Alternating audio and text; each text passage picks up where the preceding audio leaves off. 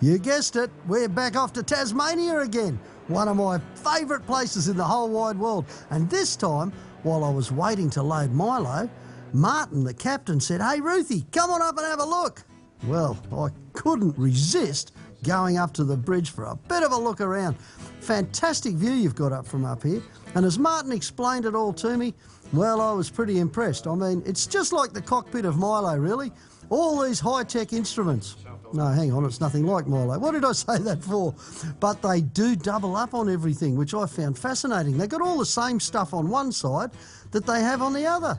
So you've got no chance of missing something. Or perhaps I should say, no chance of hitting something. Certainly isn't the case when I go four-wheel driving in Tasmania. What a view of Melbourne. It was incredible. But the best thing I saw, you guessed it, the old green machine tucked away behind the security cabin. Wow, what a beauty. Finally, it was my turn to get down there, and guess what? They let me on first so I could get an early spot to get off. Maybe they knew about the diesel fumes that old Milo chucks in the morning. Up the ramp and into the hull. It's a fascinating thing driving onto that ferry to Tasmania. And just look at all the space. They can stick semi-trailers and all sorts of things in here. No worries about a high roof four-wheel drive, that's for sure. There you go, mate. Just try not to leak too much oil on the nice clean floor, eh? Alrighty. Next morning in Devonport, it was really early. An old boxer, the cameraman, he would not get out of bed. He just stuck to his bunk like glue. Well, I thought, righto, well, I know my way to the bridge. Martin said I could pop up. I had a bit of an idea. Ha-ha, gotcha! There you go, Mark. Wakey, wakey, we're in Tasmania. Oops, sorry about that, Martin. Oh, Milo's a bit smoky in the morning. And it wasn't long before they opened that big hatch and let us out. I would have just smoked them all out in there. Oh, Milo's morning starts are pretty lovely. That's all right, so are mine. Back over the ramp again, and isn't Devonport a wonderful place? Gee, it looks nice in the morning. Mind you, Tasmania looks good any time. This state really is Australia's wonderland, and for us four-wheel drivers, wow, doesn't get much more exciting than this. 15 minutes away and we're pulling into Northwest Off-Road because I wanted to see my old mate Pete Holman and maybe borrow his hoist too for a bit of an oil change after the trip down.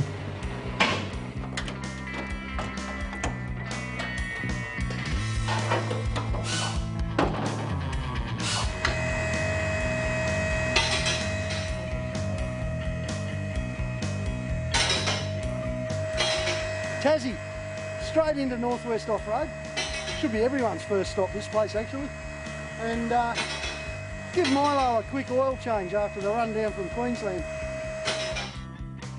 Outside, Pete's 80 was waiting. This is a new one. Last time he had a 100 series, but I think we did a bit of a number on it up that tough track. This time, he's got the big EFI V8 in it, and it's a weapon, it really is. Plenty of mumbo under that bonnet. Meanwhile, I had a few little dramas with Milo. There was a bit of an oil leak down through the air compressor, and I didn't know what it was. It turned out, after a little bit of mucking around, that what was going on was a block diff breather. Took me a while to find it though. I checked everything before, yep, there it was. Yep, that's it. Look at that. It's blocked. Lovely mixture of mud and oil.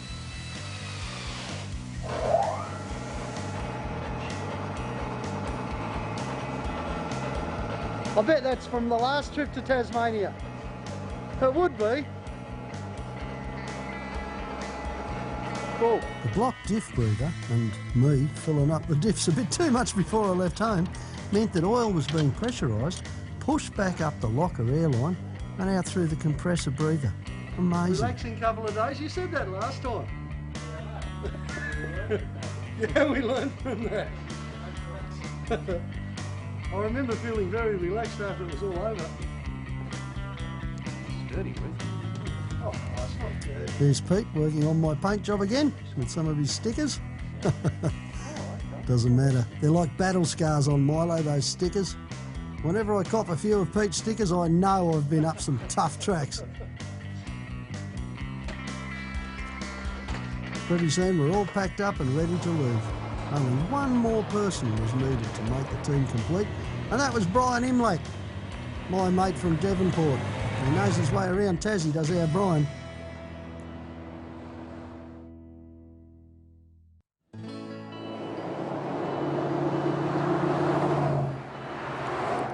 Well, we left Northwest Off-Road this morning, and I'm travelling again with Brian Imlach and Pete Holman. You probably remember these guys from the last couple of times we've been to Tassie, because they're the blokes who keep on getting us stuck well and truly out in the bush, finding all sorts of awesome tracks. I mean, last time I think you busted more trucks in one trip than we've ever managed to bust ever, but it was some of the best four-wheel driving I've ever done by far. In fact, I think it was the best.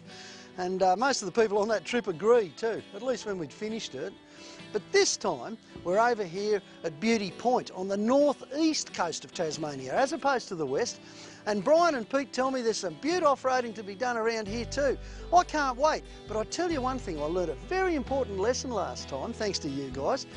Terry Smith and I got stuck out overnight up that track. Remember that?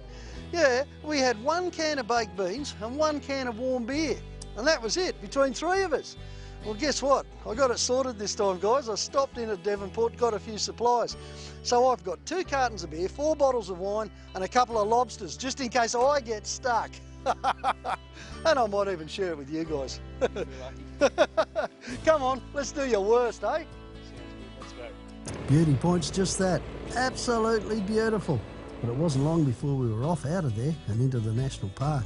By crikey, some of the reserves they've got here are just incredible.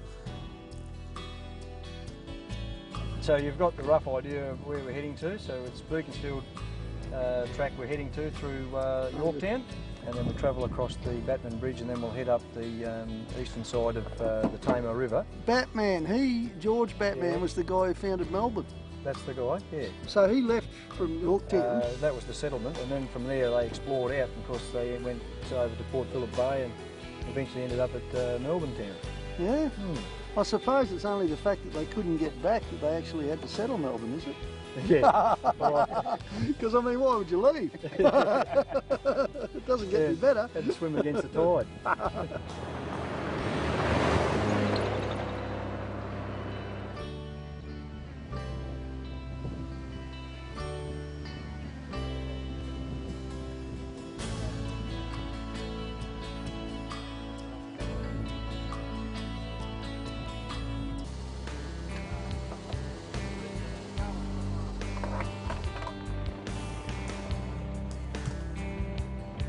One of the best things about off-roading in Tasmania, apart from all that wild woolly country out there, is that you're never ever going to be too far away from a bit of history and heritage. We're only an hour off the ferry and already we're in Beaconsfield. It's an absolutely magnificent little place, and they've been mining gold here for over 100 years, so there's plenty of history around Beaconsfield, lots of beautiful buildings, but you probably remember it for the same reason I do, which was the big mine collapse here a few years ago when those poor guys got stuck down the bottom of that deep shaft. As an ex-miner, I can tell you that is pretty frightening. It really is. It's horrific, the thought of being trapped underground. The only thing I can think of that's worse is being stuck with a busted truck up a track with Pete and Brian. But anyway, let's go and try that again and see if we can do it. Pretty soon we're crossing the Tamar River and looking for fresh country to explore.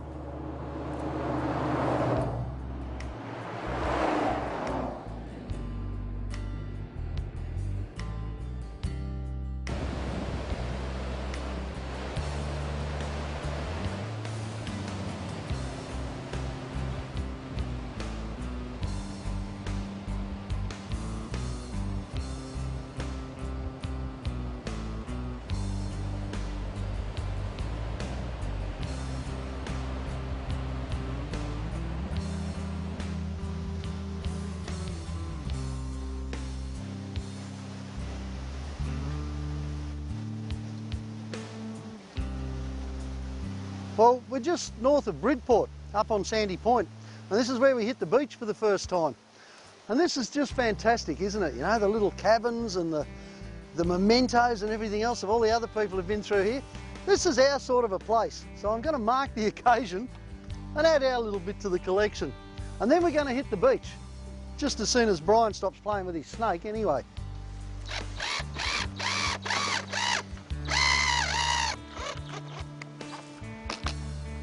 There we go. Now it's well and truly ours too. Oh, this is fantastic. Come on, Brian, you stop mucking around, let's go. The sand's a lot softer in Tasmania than some places I know. It always pays to prepare for soft sand.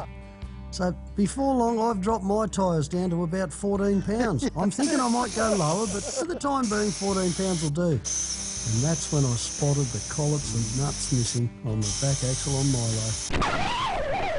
Oh, bugger. I wonder when that happened. On the way down, I guess.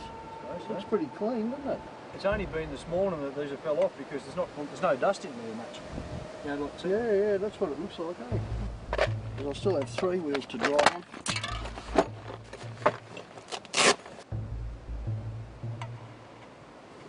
I'll just give them a little snitch, see if I can tighten them up a bit. Oh, look at that. They're all going to shear off as soon as I touch them. You can see they're bent. That one's all right. Ah, bugger.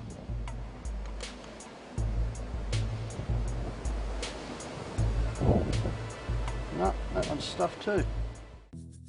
The truth is, he actually enjoyed being at that pub last night, and he wants to stay there again tonight, I reckon. So he thought, right, sabotage the truck. He's coming in, mate. Give him a clown with a hammer. Yeah, righto, yeah. So you really like repairing your truck, Cassie, don't you? I like that pub we stayed at. It was very close to a good workshop with a whole bunch of 40s too. It was. Exactly. Any excuse to stay here. This is about as bad as bush repairs get. You know, we're pretty keen to hit the beach. I just don't want this axle floating out. I'll get away in 3-wheel drive, I think. Locking diff, I can lock the other wheel, use that to drive until this breaks. Then it'll probably spin around a bit, but the wire will hold the axle in there until the guys will stop laughing. Well, it doesn't get much rougher than that, does it? I guess I could have taped it on. Oh well.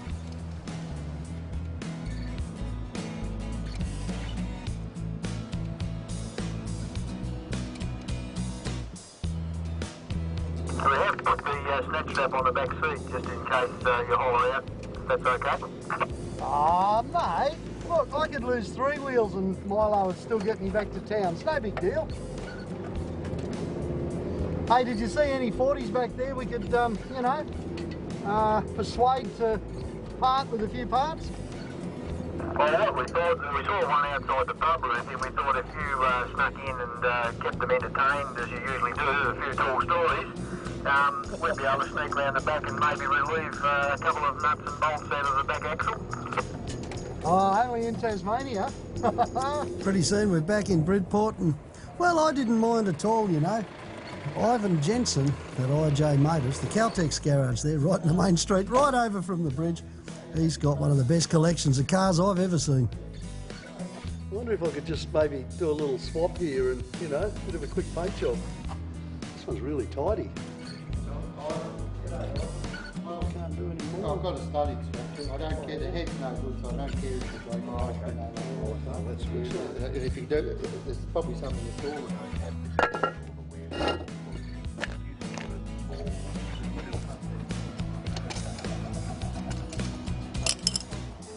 Pretty soon, cameraman Mark's out the back, whopping into the cylinder head to pull out some studs. And I'm out the front getting that saw axle out. There she goes. 1, 2, 3, 4 broken ones.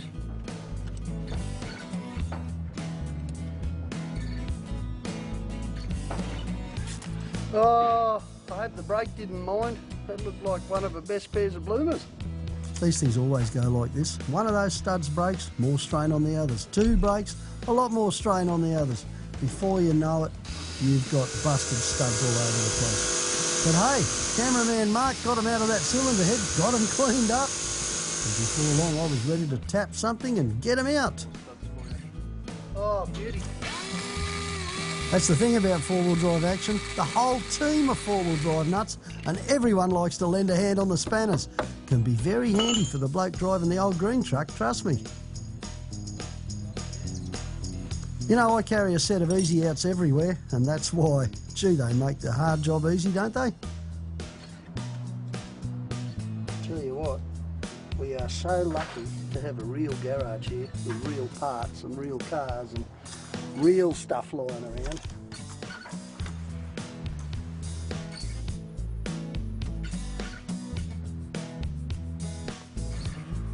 Okay guys, come away, looks good. I thought we were going to build a new truck while we were here at this rate.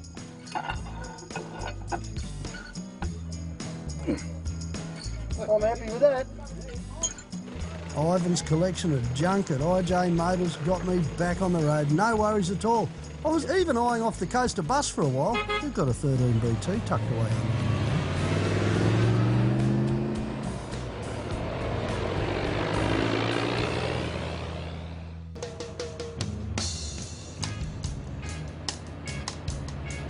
The drive down onto the beach was easy enough, it usually is. But the sand was pretty soft too around here. Already it was getting soft, and I was starting to worry because even though you can't see it, we had the little Subaru camera car following. Not exactly the ideal choice for this sort of country. Okay, as long as it's just beach, but when the beach starts to get soft, well, you know, not always good. Not for an all-wheel drive anyway. See that? No vehicle retrievals will be undertaken by Parks and Wildlife. They're too busy pulling their own out. I didn't say that. But you make sure you let your tyres down and you know what you're doing. Pete's 80, with those big tyres let down, did it really easy.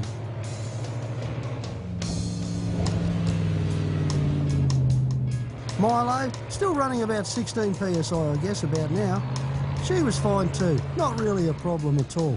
But the Subaru, well, Tim, our producer, was back there giving it all sorts of curry to get through the sand and doing a terrific job too. But we knew that it wasn't going to last because even with its tyres down to 16, this country is so soft.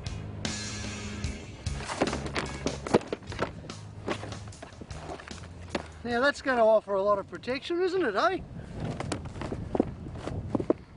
Yes, wish I had one of those. And you haven't anymore. That's all right, we'll pop it in the back for later. And I think we'll just get the Subaru out of here because this is already a bit too serious for the camera car. Good stuff. At the end of the day, we've got serious four-wheel drives and we've got all-wheel drives. And if you're going to go somewhere where you need a serious four-wheel drive, you better make sure your truck is reasonably serious. So if you can hear that out there, girls, make sure your man's got good tyres on his truck, maybe a good locker up the rear, possibly a good locker up the front, a big fridge out the back full of lots of cold drinks in case you get stuck. Oh boy, the list goes on and on really. Just send me your wish list and I'll bung it into the next DVD.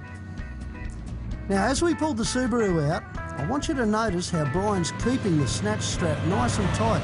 He's using just a little bit of handbrake just to keep it tensioned up. You want to do that when you're towing out a dead vehicle. It just stops it from banging around on the rope, coming up too close, taking up the slack. It's a good system, nice and easy, and you're not going to burn out the brakes.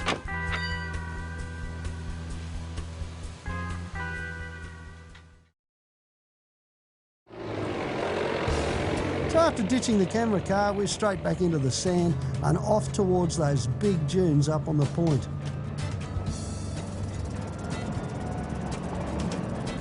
The peak of this is called St Albans Bay, very fancy name for some of the best sandhills I've ever seen. Not only did they look fantastic, but they were big, soft and smooth. Oh, they were just lovely to drive through. And all the way through I kept thinking, well look at this, all the locals are sticking to the tracks, there's no problems at all here. And there isn't either, except for one. See the wind starting to blow up about now? Yep, you got it.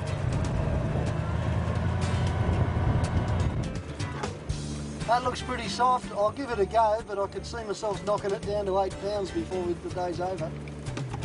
You'll be right, mate. We're supremely confident of you and your ability. Oh yeah, good on you, Brian. Supremely confident. All that wind had loosened this sand right up to quite a few goes to marble.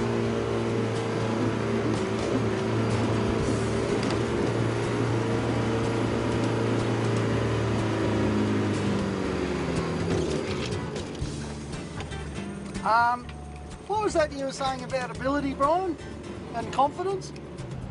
Yeah, we meant the ability not to be able to do it. I think you're actually knocking a track in there, so if you can follow those wheel marks again, I think you've got them, my boy. Yeah, I think I'll chalk it up a gear actually and try it in third. We'll give you a little bit more runway speed. You can give me a push if you want. Big V8 might help. Oh, well, he's going all right. If he could just get a little bit more momentum, he'd roll over the top of that bit of sand.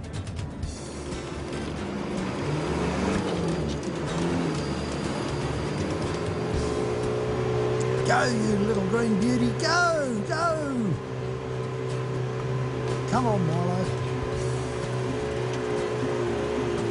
Yo, beauty! All right!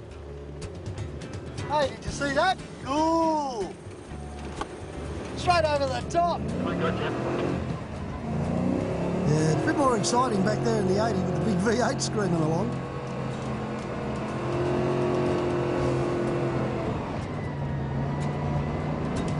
I suppose you climbed straight over there, did you, Pete?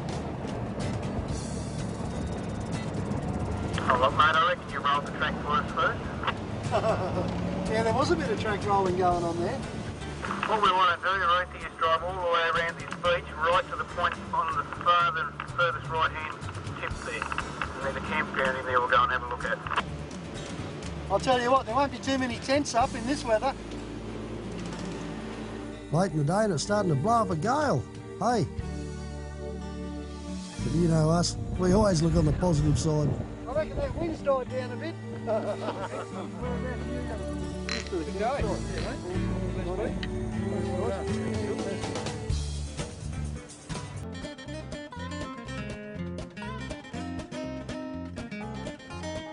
Next morning we're out and about and back onto the beach. You'd never have to travel far in Tasmania for a bit of adventure, and this beach was no exception whatsoever. Nice to see a sign saying we were going the right way at least. I was starting to worry with Pete and Brian in front.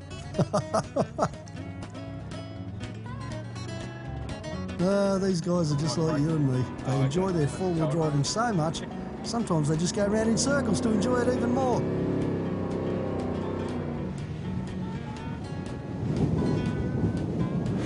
Whoa, look at that! All four wheels in the air, that was something else. Ooh, there's a lot to be said for a big V8. Poor old Milo barely hiccuped over the top. Oh yeah, stop laughing, you guys. It's just not fair.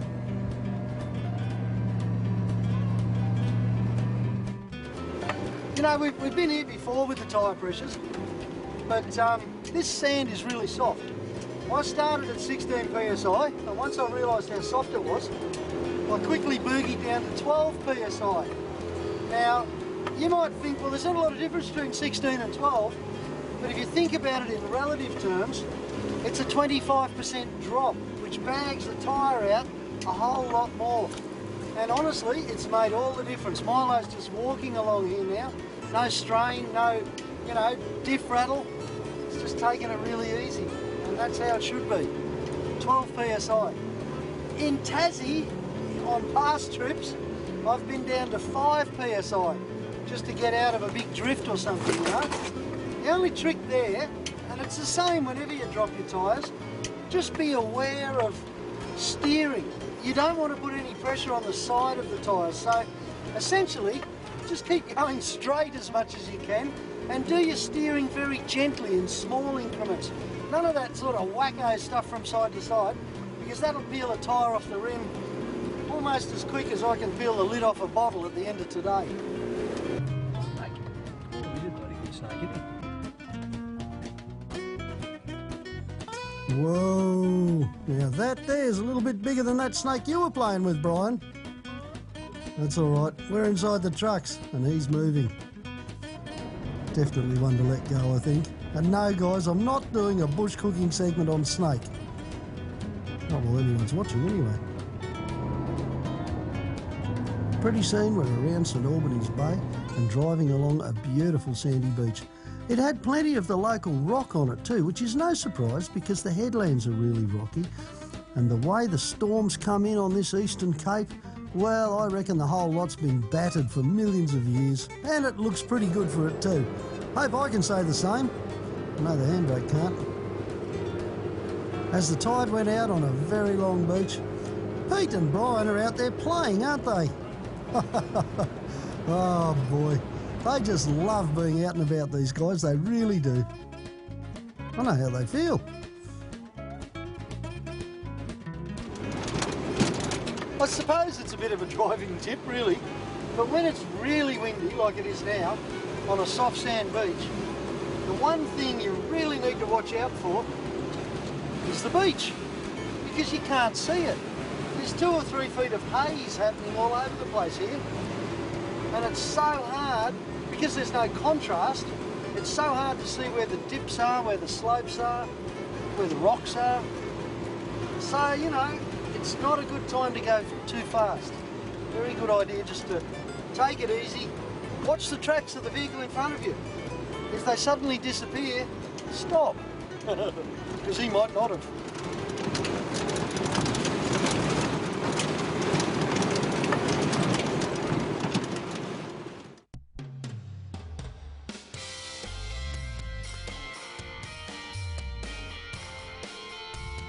Around the headland and things have slowed down again because of all the rocks, but the view doesn't slow down. It never does in Tasmania. Just glorious, absolutely glorious, and so wild. Sometimes in Tassie, you really get the feeling that you're the first person to see something. I love it, I really do.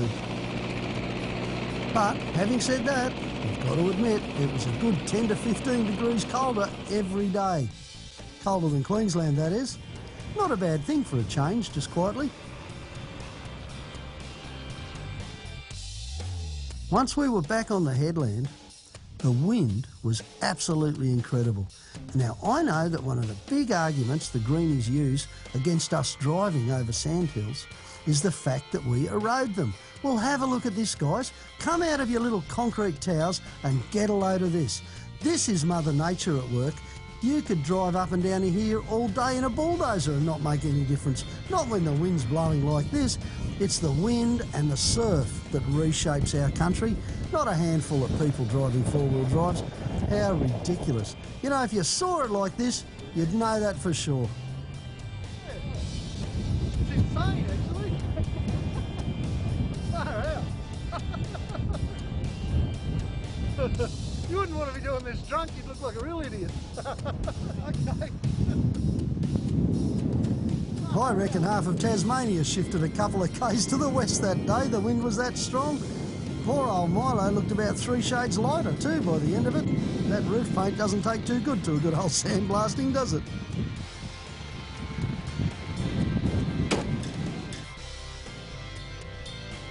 At one stage, Pete said, "Just follow my tracks, Roothy, you'll be right."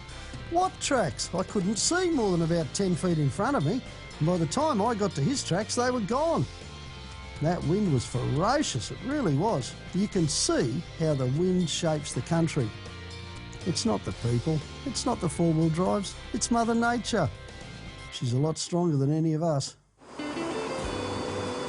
As the day came to an end, we were getting pretty close to Bellingham, and once we got to that beach exit, we knew that we only had a short drive to go, and then that'd be the end of the day.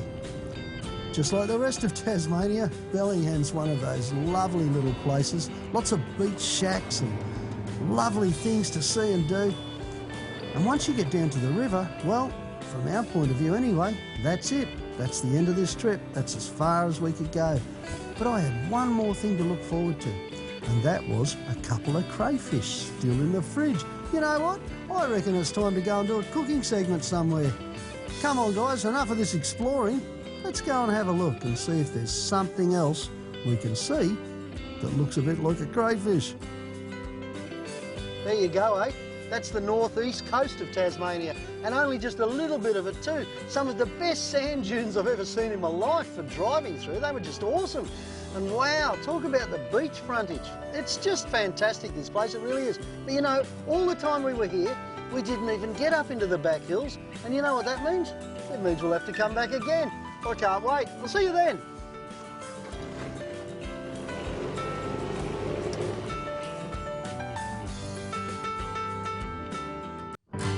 Australia really is the greatest place on earth, and I reckon the outback is the heart and soul of our country. There's nothing I love better than getting in Milo and driving off into the vast peace and quiet that you only get when you're right out in the bush. And the best thing is, it's just down the end of your street too. So come on, this is where you'll feel the true heartbeat of Australia. Come out here and have a look.